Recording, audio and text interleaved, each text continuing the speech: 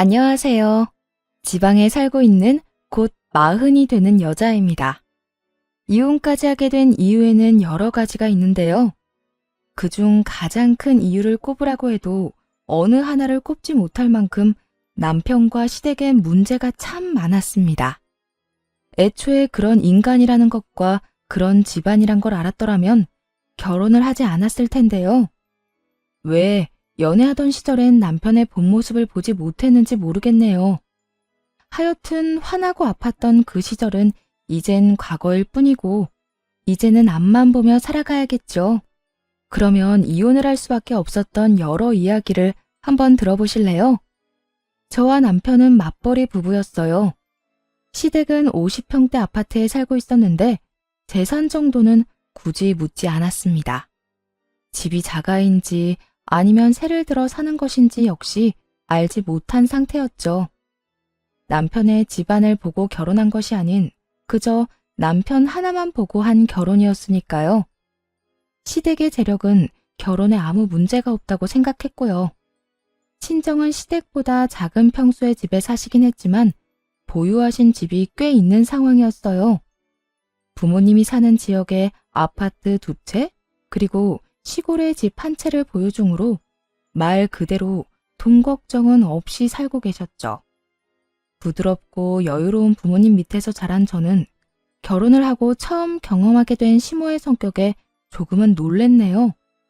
시모의 성격은 별나다라는 말이 절로 나올 만큼 성격에 문제가 있는 사람이었는데 그 중에서도 가장 괴로운 건 한 번 꽂히면 포기란 모르는 사람처럼 몇 날 며칠을 그것만 가지고 사람을 괴롭힌다는 점이었죠. 처음 시작은 손주 문제였어요. 결혼한 지 1년도 되지 않은 어느 날 전화가 끊이지 않고 오더라고요. 일을 하느라 전화에는 신경을 쓰지 못하고 있었는데 급한 일을 끝내고 휴대전화를 보니 부재중 통화가 30통이 넘어가고 있었어요. 도대체 무슨 일인가 싶어 시모에게 전화를 걸려는 순간 시모에게 또다시 전화가 오더라고요. 넌 왜 이렇게 전화를 안 받니? 내가 전화를 몇 통이나 한 줄 알아? 도대체 뭐 하고 있었니? 지금 일하고 있죠. 일할 땐 저 휴대전화 잘 못 봐요. 지금도 급한 일 끝내놓고 잠시 쉬는 시간이고요. 그런데 왜 그러세요? 무슨 일이길래 전화를 이렇게나 많이 하셨어요? 무슨 일까진 아니고 내 친구가 글쎄 이번에 손주를 보게 생겼다고 하더구나. 그래서 전화했어. 순간 그래서? 생각이 절로 나더라고요. 제 친구가 임신한 것도 아니고 시모 친구 며느리가 임신한 사실을 굳이 제가 알아야 할 필요는 없잖아요. 더군다나 일하는 며느리에게 부재중 30통 넘게 남길 만한 중요한 일도 아니라고 생각됐고요. 그러셨어요. 그런데 그거 알려주시려고 저한테 전화하신 거예요? 그럴 리가 있니? 그 할망구 아직 뱃속에 있는 손주 자랑을 어찌나 해대는지 아주 하늘을 찌를 지경이었어. 지금도 그런데 그 애가 태어나면 얼마나 심할 거야? 난 죽어도 그 꼴은 못 본다. 우리 아들이 어디 부족한 것도 아닌데 다른 것도 아니고 손주 문제로 뒤처지는 건 난 못 봐. 한참을 시모의 말을 듣고 있자니 점점 불안해지더라고요. 이 이야기의 목적은 분명해 보였으니까요. 네, 맞습니다. 이 이야기의 끝은 결국 임신하라는 말이었네요. 그래서 하는 말인데 너 당장 애부터 갖거라. 너희가 아직 계획이 없다고 하니 기다려주려고 했는데 도저히 안 되겠어. 회사 다니는 것 때문에 안 되면 회사도 그만두고 애부터 만들어. 어머님, 그때도 말씀드렸잖아요. 저희 아이는 좀 더 있다가 가질 계획이라니까요. 그리고 남 따라서 애를 낳는 게 어디 있어요? 한 사람을 낳고 키우는 일인데 그건 아니죠. 뭐야? 그래서 넌 지금 내 뜻을 거역하겠다는 거야? 감히 네가 뭔데 내 손주 자식을 낳는다 만다 결정을 하는 게야? 넌 그냥 내가 시키면 시키는 대로 하면 되는 게야. 전 어머님이 시키면 시키는 대로 하는 꼭두각시 아니에요. 애 낳으라 명령하면 즉각 낳아주는 기계도 아니고요. 그러니까 아이 문제는 저희가 알아서 하게 내버려 두세요. 그러면 일이 바빠서 이만 끊을게요.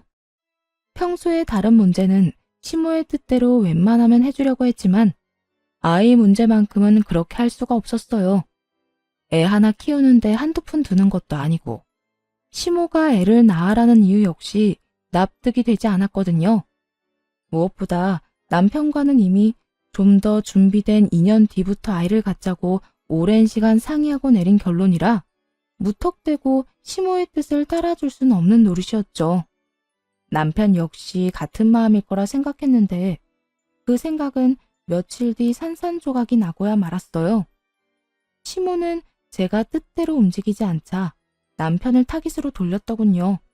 남편을 들들 볶던 시모의 영향인지 처음엔 절대 생각이 없다던 남편이 아이 이야기를 꺼내기 시작했어요. 여보, 내가 잘 생각해봤는데 우리 아기 가지는 거 2년 뒤는 너무 늦을 것 같아. 뭐? 갑자기 왜 그래? 어머님이 당신 설득하는 것 같더니 홀랑 넘어가 버린 거야? 꼭 그런 건 아닌데 듣다 보니까 엄마 말이 틀린 말이 없더라고. 애는 1살이라도 어릴 때 낳는 게 애한테도 그렇고 당신 몸 회복에도 좋다고 하고 2년 뒤에 우리가 원하는 시기에 임신이 안 되면 그땐 어떻게 해? 지금부터 노력해도 언제 임신이 될지도 모르는 상황인데 마냥 미루고만 있는 건 아닌 것 같아. 그러다 덜컥 생겨버리면 어떻게 할 거야? 아직 우리 애 낳고 키울 만한 상황이 아니잖아. 아니, 어떻게 해서든 출산까진 한다고 쳐. 그러면 애는 누가 키워? 당신 혼자 벌어서 우리 아득바득 사는 거 난 싫어. 돈 때문에 애한테 짜게 구는 것도 싫고 돈 때문에 당신한테 잔소리하게 되는 건 더 싫단 말이야. 남편은 이 말에 수긍하는 듯했고 며칠 동안은 다시 이야기를 꺼내지 않더라고요. 그래서 이젠 포기했나 하고 안심하는 순간 아니나 다를까 다시 이야기를 꺼내기 시작하더군요. 여보, 우리 엄마가 애 낳기만 하면 다 알아서 해줄 테니까 얼른 낳기만 낳으래. 돈 걱정은 물론이고 당신 육아휴직 끝나면 그때부터 아기도 봐준다고 하던데 그러니까 우리 지금부터 노력해보자. 나 엄마 말 때문에 설득된 것도 맞지만 당신 닮은 아기 꼭 갖고 싶어서 그래. 만약 남편이 화를 내며 닥달했다면 넘어가지 않았을 텐데요. 이렇게 달래주며 저런 말을 하니 고민이 생기더라고요. 거기에다 출산 이후 가장 걱정이었던 육아 문제까지 해결을 해준다고 하니 더욱 흔들리기도 했었죠. 결국 전 달콤한 남편의 설득에 넘어가 애를 갖게 되었고 무사히 출산하게 되었습니다. 출산하기 바로 직전까지도 조리원 비용도 다 줄 테니 아무 걱정하지 말라던 시무는 막상 출산하고 조리원에 가게 되자 돈 이야기는 꺼내지 않더군요. 육아도 마찬가지였어요. 도와준다고 큰 소리 칠 때는 언제고 막상 아기와 함께 집에 돌아온 첫날엔 시모가 집으로 찾아오더니 도와주기는커녕 진상짓을 부리기 시작했어요. 아이고 우리 장손, 우리 아들을 닮아 너무 잘생겼구나. 인물이 아주 훤하다 훤해. 지금도 이런데 다 크면 여자 열어 돌리겠어. 그나저나 넌 뭐라고 그러고 서 있니? 밥 시간 지난 지가 언젠데 밥 안 차리니? 날 굶길 작정인 거야? 도움이 되지 않을 거라는 건 예상했지만 짐이 될 거라곤 예상하지 못했던 터라 당황스럽더라고요. 아이가 생각보다 더 우량하라 제왕절개했고 이제 조리원에서 나와 집에 도착한 사람에게 밥까지 차리라고 할 거란 걸 누가 상상이나 했겠어요.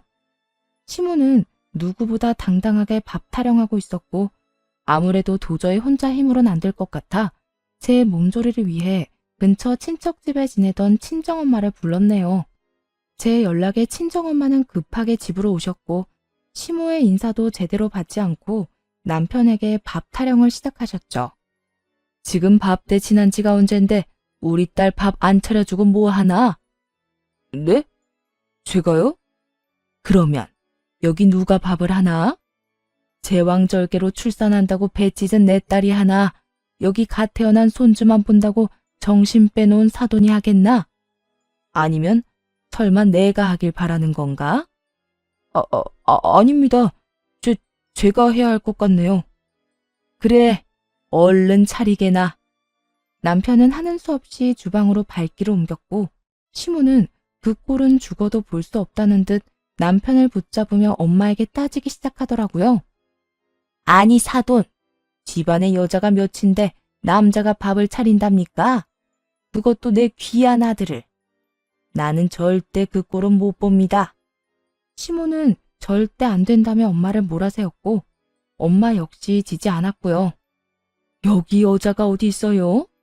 내 딸은 몸도 성치 않은 병자에 노인네 둘뿐인데 저는 이제 나이 먹어서 주방 일은 꼴도 보기 싫으니 정 아들이 주방이라는 게 보기 싫으면 사돈이 하면 되겠네요. 뭐라고요? 제 말이 어디 틀렸나요? 다른 일로 아픈 것도 아니라 아이를 낳느라 몸이 성치 않은 애라고요. 그런데 그런 애 보고 밥을 차리라는 게 제 정신 박힌 사람이 할 말이라고 생각하세요? 전 제 딸을 그런 식으로 부려먹는 꼴 절대 못 보니 그렇게 밥이 드시고 싶으면 직접 차려 드세요. 엄마는 거세게 시모에게 대응하고 나섰고 시모도 엄마의 성격이 보통은 넘는다는 것을 느꼈는지 엄마 말대로 혼자 밥을 차려 먹더라고요. 남편놈은 자기 엄마가 차린 밥을 먹지도 못하고 친정엄마 눈치만 살피고 있었고 시모는 또 그런 남편의 행동이 보기 싫다는 듯 미간을 찌푸리더군요. 거기서 엄마는 마지막 한 방을 날려버렸어요. 자네, 배고픈가? 네? 조금, 제가 아침부터 제대로 먹지를 못해서요. 그래? 그러면 가서 먹게나. 자네 마누라는 자네 자식 돌본다고 지금 아무것도 못 먹고 있는데 그래도 자네 배고프면 혼자라도 먹어야지. 배고픈 게 죄인가? 눈치 없는 게 죄지. 정 고프면 먹어. 아닙니다. 생각해보니까 배가 안 고프네요. 조금 있다 엄마 가시고 나면 밥 차려서 집사람이랑 먹을게요. 그래? 웬일로 그리 기특한 생각을 다 했어? 두 사람 먹을 미역국은 내가 끓여주고 애도 봐줄 테니 조금 있다가 같이 먹어. 알겠지? 네, 장모님. 감사합니다. 남편의 입에서 저런 말이 나오자 시모는 마음이 확 상해버렸는지 먹던 밥은 싹 다 정리해버리고 집을 나가버리더군요. 간다는 인사도 없이 말이에요. 얼마나 통쾌했나 몰라요. 평소 저를 시집온 며느리가 아니라 새로 들인 종쯤으로 여기던 시모였던 터라 미안한 감정은 조금도 없었어요. 그 후 시모는 집으로 아기를 보러 오긴 했지만 제가 또 엄마를 부를까봐 저에게 뭘 시키진 않더라고요. 남편 역시 한번 호되게 당하고 나니 시모가 오면 시키지 않아도 배달 음식을 시키곤 했어요. 그렇게 시간은 흘러 제 복직 날이 다가왔고 예상대로 시댁에선 어떤 말도 나오지 않더라고요. 친정은 아예 다른 지역에 살아 도움을 받을 수 없는 상황이었고 하는 수 없이 제가 먼저 시모에게 말을 꺼내게 되었죠. 어머님, 저 이제 복직해야 하는데 언제부터 아기 봐줄 수 있으세요? 뭐? 나보고 애를 보라고? 봐준다고 하셨잖아요. 기억 안 나세요? 아기 낳기만 하면 뭐든 걱정하지 말라고 육아도 다 해주신다고 하셨잖아요. 그땐 네 마음 돌리려고 그냥 한 말이었지. 나 힘 없어 얘. 요즘은 걸어다닐 힘도 없는데 애를 내가 어떻게 보니? 그냥 어린이집 보내. 들어보니까 아침부터 저녁까지 봐준다고 하던데. 거기 보내면 되지 않니? 어린이집 도움도 받긴 하겠지만 하루 종일 보내기엔 애가 너무 어리잖아요.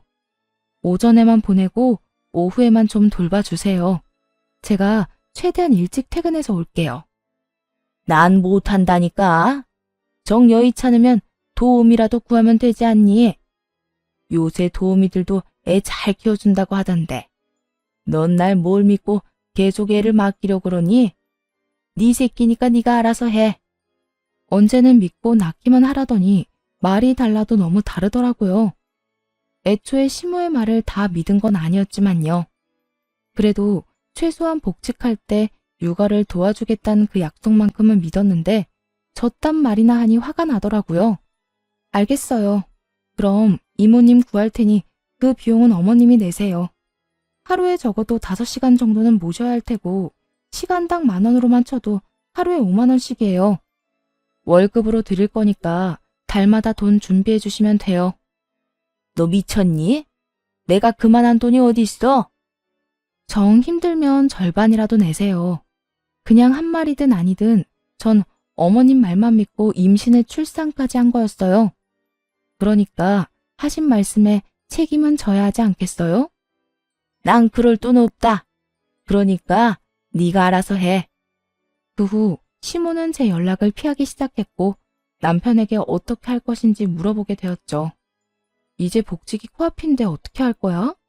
어머님은 걸어다닐 힘도 없어서 애 못 봐준다고 도우미 구하라고 하면서 돈은 못 보태준다고 하더라. 난 무슨 일이 있어도 이번에 복직할 거니까 당신이 어머님한테 가서 돈 받아와. 우리 엄마가 그런 돈이 어딨어. 그런 돈도 없으면서 이모님 구하란 말은 왜 그렇게 쉽게 하셨대? 병원비, 조련 비용도 그래. 그렇게 큰 소리 치더니 결국 하나도 해결 안 해주시고 육아도 다 해주실 것처럼 말해놓고선 그냥 안 된다는 것도 아니고 절대 안 한다고 하는 게 말이나 돼? 남편을 무서울 만큼 몰아붙였고 남편은 고민하는 듯 하더니 시댁의 진실을 털어놓더라고요. 그게 사실은 우리 집 자가 아니고 월세였어. 그것도 외국에 사는 엄마 친구분 집이라서 아주 저렴하게 있던 월세. 그런데 이번에 그 친구분 아들이 결혼한다나 봐. 그래서 급하게 집을 빼줘야 하는데 이사 비용부터 집 구하는 것까지 돈이 많이 들어서 당신한테 줄 돈이 없어. 기가 막혔습니다. 시댁이 월세살이라 기가 막힌 것이 아니라 출산을 하기 전 돈이 없으면 그 아파트를 팔아서라도 애 키울 돈을 주겠노라 큰 소리를 치던 시모의 얼굴이 떠올라 기가 막혔어요. 그냥 시모의 말은 처음부터 끝까지 다 거짓말인 셈이었어요. 그것이 끝이 아니었어요. 남편은 시모에게 돈까지 줬더라고요. 애초에 집은 없었던 거네? 그러면서 나한테 말끝마다 집 타령을 하신 거야? 도대체 어머님 말에 진실이란 게 있긴 해? 어떻게 다른 사람도 아니고 나한테까지 그런 거짓말을 할 수가 있어? 굳이 거짓말을 하려고 한 건 아니었을 거야. 그냥 말을 하다가 보니까 그런 말이 나온 거지. 하여튼 그런 줄 알고 엄마한테 돈 달라는 말 하지 마. 오죽 없었으면 이사 비용도 내가 빌려줬다고. 뭐?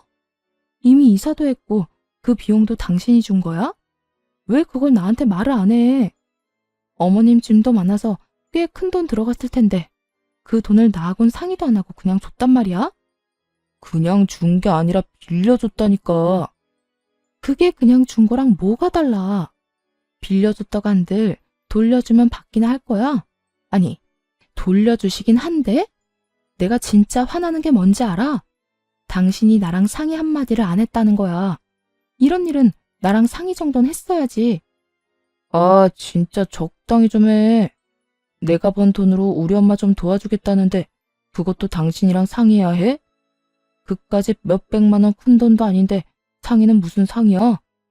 이 말을 듣는데 그렇게 섭섭할 수가 없더라고요. 물론 시모의 일이니 남편도 안 나설 수가 없는 상황일 테고 여러 문제로 남편도 예민해져 있단 거 이해합니다. 그런데 저런 식으로 말할 필요까진 없지 않나요? 굳이 남편은 고르고 골라 제가 상처받고 화날 만한 말들로 쏘아붙이더라고요. 어떻게 그렇게 말할 수가 있어? 우리 이제 한 생명을 책임져야 하는 사람들이야. 이런 것도 상의 안 하고 너는 너대로 나는 나대로 살면 도대체 어쩌자는 건데? 그리고 몇백이 작아? 우리 한 달 생활비보다 많은 돈이야. 그러면 내가 그 돈도 주지 말고 우리 엄마 힘들게 만들어야 했어? 왜 계속 같은 말을 하게 만들어? 내가 말했지. 도움을 준 것 자체가 화가 나는 게 아니라고. 상의 정도는 해야 했다는 말이잖아. 그런데 당신 뭐라고 그랬어? 내 돈 내가 쓴다고? 그게 나한테 할 말이야? 아, 몰라. 난 틀린 말 했다고 생각 안 하고 앞으로도 이렇게 할 거니까 당신도 복직해서 돈 벌면 알아서 써. 나도 신경 안 쓸 테니까. 그 복직은 할 수 있을까 싶긴 하지만 말이야. 그 순간 어떤 생각이 들었는지 아세요? 제가 이러려고 애를 낳았나 하는 생각이 들었네요. 저를 설득하려 무슨 말이든 해야 했다고는 치지만 이건 해도 해도 너무한다는 생각밖에 들지 않더라고요. 거기에다 복직을 못할 거라 확신하는 남편의 말은 더욱 큰 상처로 다가왔고요. 고민은 깊어졌고 때마침 연락을 해온 엄마와 이런 문제들을 상의하게 되었어요. 몸도 마음도 힘든데 기댈 곳이 없으니 엄마에게 기대게 되더라고요. 너 복직할 때 다 돼가지 않니? 시댁에선 약속대로 우리 손주 봐주신대. 그렇지 않아도 그것 때문에 요새 생각이 많아. 어머님은 거동도 힘들다고 애는 절대 못 봐준다고 하고 남편은 남편대로 내 돈은 내 마음대로 쓸 거니 상관 말라 하고 이대로 가다간 그나마 모은 돈도 뺐어야 할 텐데 그 돈마저 다 쓰고 나면 남편한테 생활비 달라고 애걸복걸하면서 살게 생겼어, 엄마. 그렇다고 저 어린애를 어린이집에 온종일 맡길 수도 없고 어떻게 해야 하나 고민이야. 넌 그런 고민이 있으면 진작 엄마 아빠한테 연락을 했어야지. 내가 아무래도 네 시어머니가 그렇게 나올 것 같아서 연락한 거야. 기다려. 아빠랑 상의해서 이 엄마가 어떻게 해서든 너 도와줄게. 그렇게 전화를 끊어버린 엄마는 곧장 살던 집을 팔아버리고 아빠와 함께 저희 집 근처로 이사를 오시더군요. 너무나도 죄송했고 그만큼 너무나도 감사한 상황이었죠. 그렇게 부모님이 빠르게 움직여주셨지만 이미 복직 시기는 지나버렸고 우겨서 복직을 하기에도 애매한 상황이었어요. 그렇다고 이대로 주저앉기엔 남편의 행동이 너무 얄미웠네요. 아이에게 들어가는 돈 말고 제가 쓸 돈까지 구걸하고 싶지도 않았고요. 그래서 고민 끝에 사업을 시작하기로 했어요. 원래 직업이 광고 관련 일이었는데 퇴직금 중 일부로 사무실을 얻어 1인 사업을 시작한 것이었죠. 1인 사업을 시작한다고 했을 때 남편이 했던 말이 아직도 잊혀지지가 않네요. 사무실은 다 정리했냐? 내일부터 정식 오픈이야. 광고는 어제부터 나가고 있고. 왜? 갑자기 관심이 생겨? 아니, 얼마 만에 망하고 올려나 구경이나 하려고 그러지. 1인 사업이 어디 쉬운 줄 알아? 괜히 월세나 까먹고 나한테 도와달라고 하지나 마. 난 우리 엄마 도와준다고 돈 없으니까. 응원은 못해줄 망정 얼마나 무시하는지 그 덕에 일을 바득바득 갈게 된 계기가 되더군요. 이때부터였던 것 같아요. 처음 남편의 실체를 알게 되었을 땐 아기가 어려 이혼 생각도 하지 않았었는데 사업장을 내면서부터는 이혼도 함께 고민하게 되더라고요. 능력만 된다면, 그래서 아이만 혼자 키울 수 있다면 굳이 저딴 인간과 함께 살지 않아도 된다고 생각이 들어서요. 그렇게 여러 이유로 참 열심히 일했습니다. 처음엔 물론 힘들었어요. 이 일에 대해서는 누구보다 잘 알고 잘할 수 있다고 자부했지만 사업을 이끌어간다는 건 생각보다 많이 힘든 일이더라고요. 하지만 한둘씩 의뢰가 들어왔고 무엇보다 원래 저와 일하던 거래처분들의 도움을 얻어 점점 상황은 나아지기 시작했어요. 벌이는 점점 좋아져서 남편의 월급을 뛰어넘게 되었고 남편은 어느 순간부터 제가 돈을 좀 번다 싶었는지 그렇지 않아도 적게 주던 생활비를 주지 않기 시작했죠. 남편이 버는 돈으로 도대체 무얼 하는 것인지는 굳이 물어보지 않아도 알 수가 있었어요. 시모는 못 보던 옷과 가방, 액세서리를 걸치고 집에 오곤 했고 남편이 몸에 걸친 것도 하나둘 명품으로 도배가 되기 시작했으니까요. 번 돈을 다 치장하는 데 써도 그 정도 능력은 안 될 텐데 그렇게 사치를 하는 게 어이없었지만 굳이 상관하지 않았네요. 이미 이혼하겠다는 생각은 분명해져 있는 상황이었고 돈도 따로 쓰자고 한 만큼 빚이 생기더라도 그 또한 당연히 각자 알아서 해결해야 한다고 생각했으니까요. 남편은 빚까지 져서 골프를 치러 다니고 시모는 남편의 돈으로 이곳저곳 여행을 다니기 시작했고 심지어는 모임에서 가는 해외여행도 덜컥 예약을 해버렸다고 하더라고요. 이번에 우리 엄마 모임에서 해외여행 가는 거 알지? 모를 수가 있겠어? 당신 엄마가 한 달 전부터 예약했다면서 곧 간다고 노래를 부르고 다니는데. 그 여행 나머지 잔금 당신이 좀 내줘야겠어. 내가 해결하려고 했는데 나 요새 돈이 좀 부족해서 잔금 치를 돈이 없어. 내가 왜? 없으면 그냥 취소해. 나라고 뭐 돈이 차고 넘치는 줄 알아? 그러지 말고 좀 해줘. 지금 취소하면 예약금 다 날려야 하는데 아깝지도 않아. 내 돈도 아닌데 내가 아까워해야 해? 당신이 그랬지. 각자 돈은 각자 알아서 쓰자고. 그러니까 이번에도 각자 일은 각자 알아서 해결해. 괜히 나한테 이런 식으로 부탁하지 말고 말이야. 요새 보니까 빚까지 내서 사치 부리고 다니는 것 같은데 빚 좀 더 내서 보여줘. 그러면 되잖아. 한도 끝까지 찼으니까 그렇지. 그러지 말고 그냥 돈 좀 줘. 당신 돈 잘 벌잖아. 당신 요새 내 뒷조사하고 다니니? 난 내 벌이에 대해서 말한 적도 없는데 내가 잘 버는지 못 버는지 어떻게 알아? 당신 얼굴에 웃음꽃이 폈는데 그것도 모를까 봐. 하여튼 좀 내놔. 돈 생기는 대로 줄 테니까. 나야말로 하여튼 못 줘. 그러니까 알아서 해결해. 끝까지 못 준다고 하자 남편은 시모에게 전화를 걸어 모든 상황을 알리고 전화를 바꿔주더라고요. 얼마나 치사한 짓거리를 해대는지 헛웃음이 날 지경이었어요. 너 진짜 이런 식으로 나올 거야? 예약금이 한두 푼도 아닌데 그걸 날리게 그냥 둘 거라고? 그 돈이 어떤 돈인데 그냥 날리게 만들어. 헛소리 하지 말고 얼른 돈이나 보내거라. 난 무슨 일이 있어도 이 여행 가야 하겠으니. 그렇게 가고 싶으면 어머님 돈으로 가세요. 그러면 될 텐데 왜 저한테 이러시는 건지 전 도무지 이해가 안 되네요.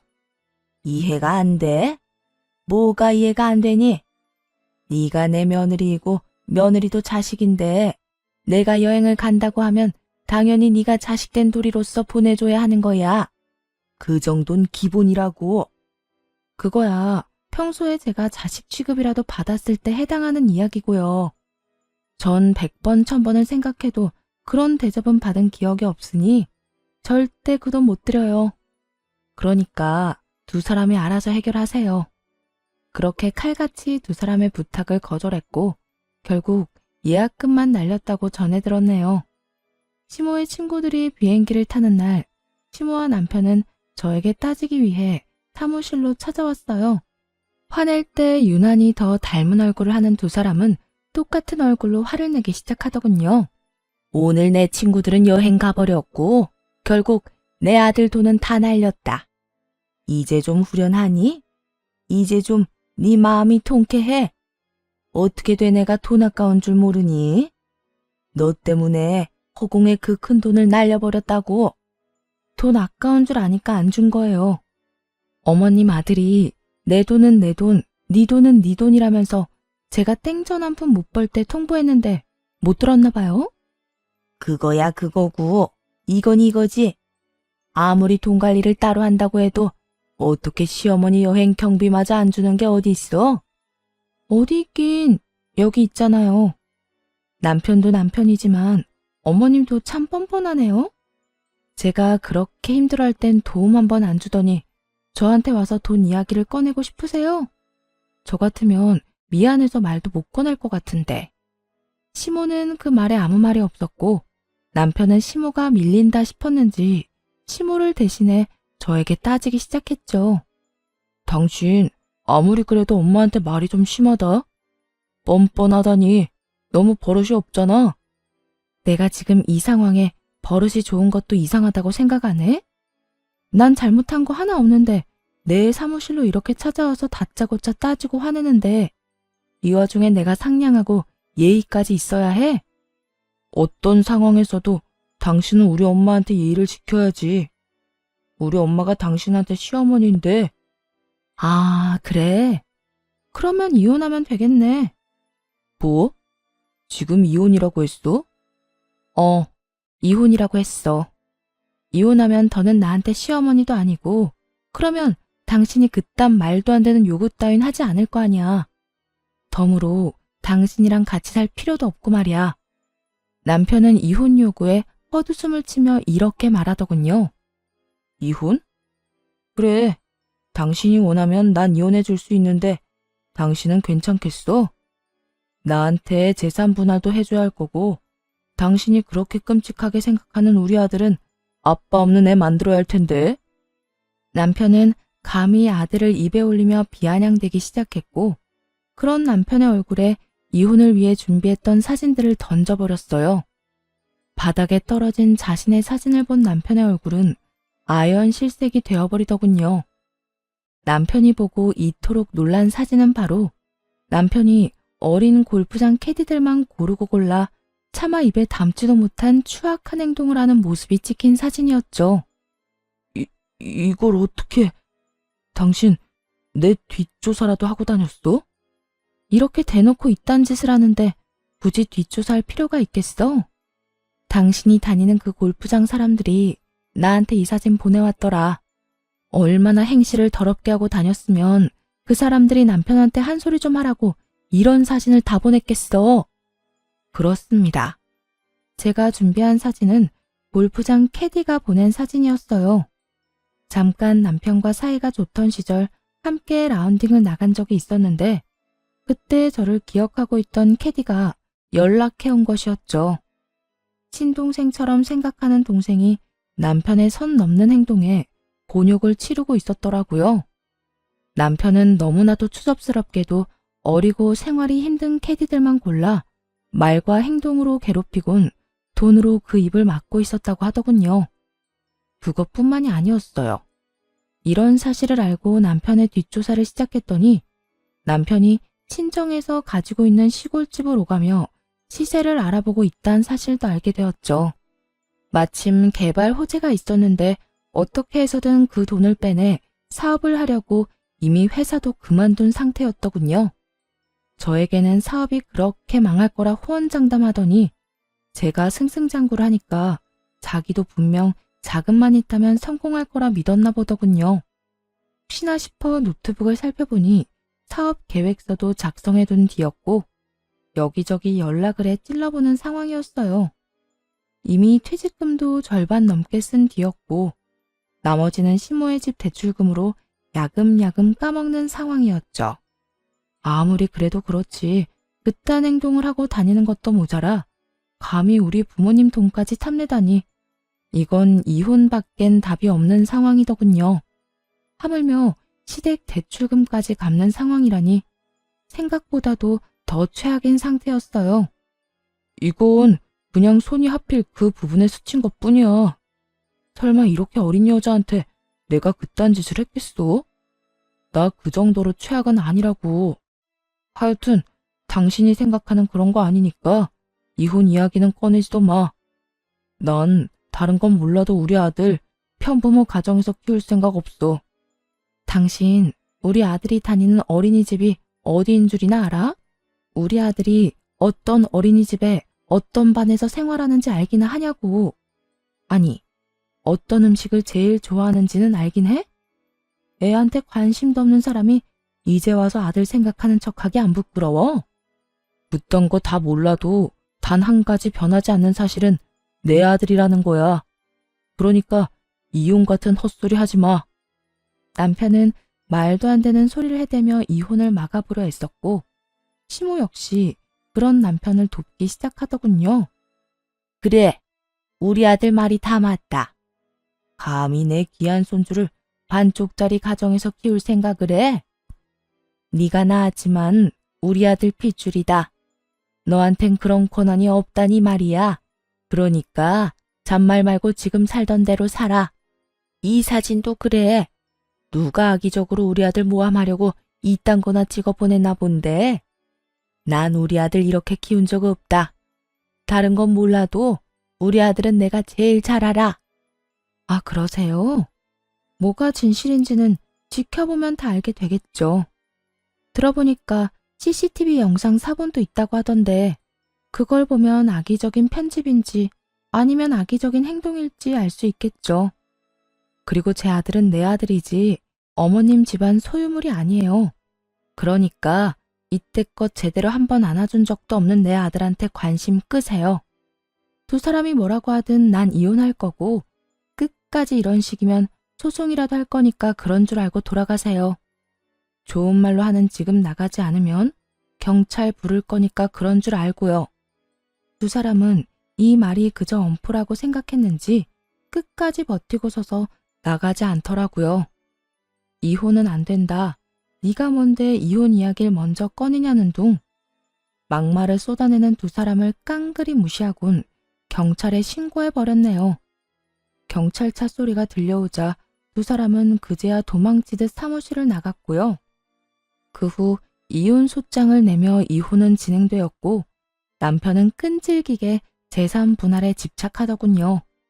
하지만 남편이 출산 이후 가정에 소홀하고 생활비를 주지 않은 점, 월급뿐 아니라 빚까지 내서 시댁을 도와준 점, 골프장 캐디와 있었던 일까지 더해져 이혼은 저의 승소로 끝이 났습니다. 재산 분할도 거의 없는 것과 마찬가지의 결과가 나왔어요. 물론 아들도 제가 키우기로 결정이 떨어졌고요. 하지만 물론 이혼이 복수의 끝은 아니었죠. 전 남편과 전 시모에게 받은 위자료를 전 남편에게 당한 캐디들이 고소하는 과정에 조금 투자도 해주었어요. 전 남편의 인생은 롤러코스터를 타고 나락으로 떨어지기 시작했고 마지막까지도 아낌없이 제 욕을 하던 전 시모는 그때서야 찾아와서 울고불고 빌기 시작하더라고요. 하준이 어미야, 제발 하준이 아비 좀 살려다오. 저러다가 진짜 큰일 나게 생겼어. 너도 하준이 아빠라는 사람이 깜빵 가는 건 싫지 않니? 하준이가 자라서 이 사실을 알면 뭐라고 하겠어? 분명 자기 아빠 깜빵 넣은 사람이 너라고 원망할 텐데 너 후회하지 않겠니? 헛웃음은 이런 상황이 나오는구나 싶었어요. 하필 설득하는 무기로 제 아들을 쓰다니 한참이나 잘못된 파악이었죠. 힘이 없어서 거동도 힘들다고 애 한 번 안아준 적 없는 사람은 내 아들한테 관심 끄라고 했을 텐데요. 그땐 정말 내 몸이 안 좋았어. 내가 오죽했으면 귀한 내 손주 마음껏 안아주지도 못했을까. 귀한 손주 안아줄 힘은 없어도 백화점 다니면서 아들 돈 쓸 힘은 있었나 보네요. 왜? 백화점 다닐 때는 휠체어라도 타고 다녔어요? 그렇지 않고서야 지금 말이랑 그때 행동이 너무 앞뒤가 안 맞잖아요. 그래. 나 애 한 번 봐준 적도 없다. 그런데 네 아들은 네가 키워야지 왜 그걸 가지고 트집을 잡니? 너 너무 치사하다고 생각하지 않니? 그런 논리라면 그쪽 아들도 그쪽이 책임져야지 왜 나한테 와서 이러세요? 그리고 그쪽은 저한테 그런 말할 처지가 아니어도 저는 그쪽한테 이런 말할 입장이 되죠. 제가 아직 아이를 낳기는 싫다고 그렇게 거부할 때는 낳기만 낳으면 다 해준다고 했던 사람이 다름 아닌 그쪽이에요. 다른 사람이 억지로 시킨 말도 아니고 본인 스스로 뱉은 말인데 단 한 번도 지킨 적이 없잖아요. 그러니까 이제 와서 손주라는 둥 내 아들 이름 입에도 올리지 마세요. 내가 오죽하면 이러겠어. 오죽 급했으면. 나도 내 아들도 너한테 다 잘못한 거 인정할 테니까 제발 내 아들 좀 도와줘. 들어보니까 네가 그 아가씨들 도와주고 있다던데 네가 설득하면 그냥 용서해주고 넘길 수도 있지 않니? 많은 거 바라지도 않아. 그냥 만나서 우리 아들 용서해달라고 말이라도 좀 해주려무나. 그 하나를 바란다는 게 지나치게 많은 걸 바라는 거예요. 저는요, 절대 그 아가씨들한테 용서해줘라, 없던 일로 덮고 넘어가라, 이딴 쉰소리 하고 싶지도 않아요. 그럴 생각도 없고요. 본인이 저지른 죄 스스로 다 갚으라고 하세요. 돈으로 갚든 몸으로 갚든 말이에요. 전 시모는 자신의 말이 씨알도 먹히지 않을 것 같아 보이자 눈물을 다 닦아내더니 저를 노려보며 겁을 주기 시작하더라고요. 그건 먹힐 거라 생각했는지 멍청하기 짝이 없는 대처법이었죠. 너 계속 이런 식으로 나오면 내가 하준이한테 다 말할 수밖에 없다. 하준이가 어느 정도 자라고 나면 네 아빠 인생 망하게 한 사람이 다름 아닌 네 엄마라고 다 말해버릴 거라고. 너 진짜 잘 생각해야 한다. 엄마 아빠가 이혼한 건 둘째치고 남자애한테 아빠가 얼마나 큰 존재인데. 그런 아빠가 망하면 애도 애지만 너라고 기분이 좋을 것 같아? 막상 망하고 나면 너도 기분이 좋지만은 않을 거라고. 그러니까 내가 이렇게 고개 숙이고 부탁할 때 내 아들 살려내란 말이야. 진짜 큰 착각을 하는가 본데 난 애 아빠든 말든 망하는 꼴 보고 싶어서 이러는 거예요. 그러면 내 기분이 엄청 좋을 것 같아서요. 그러니까 괜히 애 먼 사람 붙잡고 시간 낭비 그만합시다. 네? 이 말에 화가 머리끝까지 난 전시모는 저를 향해 손을 뻗어보려 애썼지만 소용없는 짓이었죠. 제가 키가 훨씬 더 크기도 했지만 시모의 손에 잡힐 만큼 제가 느리지도 않았으니까요. 그 길로 전시모의 두 손을 잡아 끌어다 내쫓아버렸어요. 그 후 전시모는 끈질기게 찾아왔지만 그때마다 경찰에 신고를 했고 그 후로는 더는 찾아오는 일은 없었네요. 전시모의 발길이 끊기고 들려오는 소문엔 전 남편은 막대한 합의금을 주고 구치소 신세는 면했다고 하더군요. 그때라도 정신만 차렸다면 아들이 원하는 한에서는 얼굴은 보여주고 살려고 했는데 말입니다. 전 남편은 정신을 차리지 못하고 헛바람만 들어 사업을 하겠다고 돈을 빌리고 다니기 시작했다는 소문이 들려왔어요. 여기저기 친인척들에게까지 돈을 빌려 시작한 사업은 뭘 제대로 해보지도 못하고 망했다고 하더군요. 당연한 결과였어요. 전 남편의 노트북에서 본 사업 계획서는 겉만 그럴듯하지 조금만 따져보면 말도 안 되는 사업이었으니까요. 전 시모와의 연락도 끊고 빚쟁이에게 쫓겨다닌다는 전 남편이 제 앞에 모습을 드러낸 건 이혼한 지 2년이 지나던 해였어요. 집과 사무실을 옮기며 아이의 유치원까지 옮겼는데 어떻게 안 것인지 유치원으로 찾아왔더라고요. 차마 두 눈으로 보기 힘든 꼴을 하고 말이에요. 여기까지 어떻게 알고 찾아온 거야? 아니, 무슨 염치로 찾아온 거야? 아빠가 아들 보고 싶어서 찾아오는데 염치도 있어야 해? 당신이 이혼하고 내 아들을 한 번도 안 보여주니까 이렇게 찾아왔지. 그런 권리 찾으려면 최소한 양육비라도 주고 그딴 소리를 해. 당신 나한테 양육비 한 번도 준 적 없는 건 알고 있지? 내가 그 양육비 지금이라도 한 번에 다 받아내려고 마음만 먹으면 다 받아낼 수 있는데 그렇게 해줄까? 진짜. 내 사정 다 알면서 그러지 좀 마.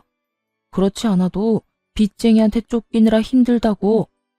그러니까 그런 상황에서 애를 찾아오면 어떡해? 해? 생각이 있어 없어? 혹시라도 아들한테 피해가 될 거란 그런 생각은 하지도 못한 거야? 하긴 당신이 그런 생각까지 할 수 있는 사람이면 지금 이런 꼴이 되지도 않았겠지. 다 집어치우고 찾아온 진짜 이유나 빨리 말해.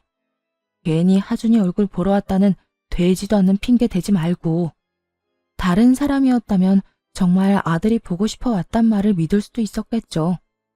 하지만 제가 아는 전 남편은 절대 아들이 보고 싶어 온 사람이 아니라고 확신할 수 있었어요. 분명 다른 용건이 있을 수밖에 없는 얼굴이기도 했고요. 그게 나 돈 좀 줘.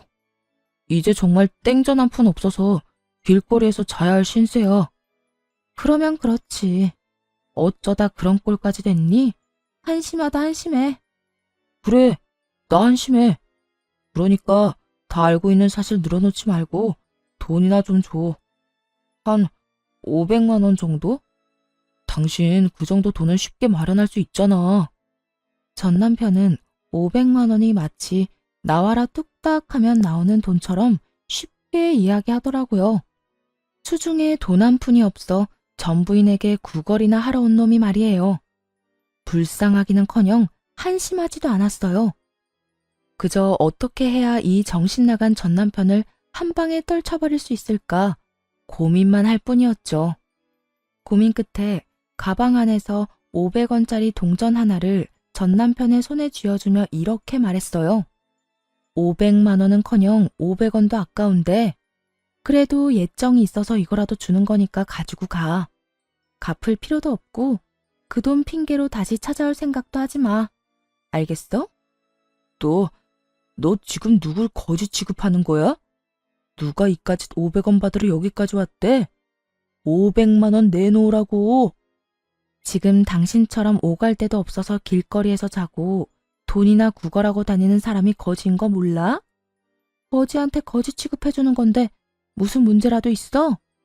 그리고 500만 원을 빌려달라고 사정해도 얼굴에 침이라도 뱉고 싶은 심정인데 그냥 내놓으라고?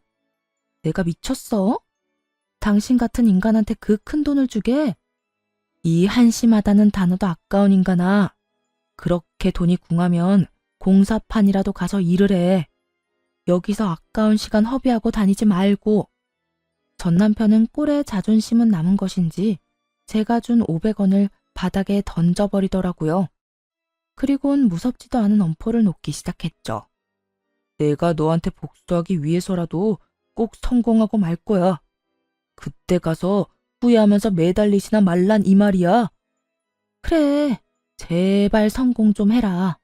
그래서 그 차마 두 눈 뜨고 보기 힘든 꼴 말고 제대로 된 꼴로 찾아와서 내 약 좀 올려보란 말이야.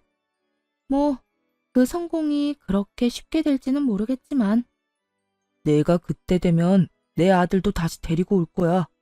데리고 와서 너한텐 얼굴도 안 보여주고 살 거라고. 이루어질 수 없는 일이란 걸 알지만 그 말을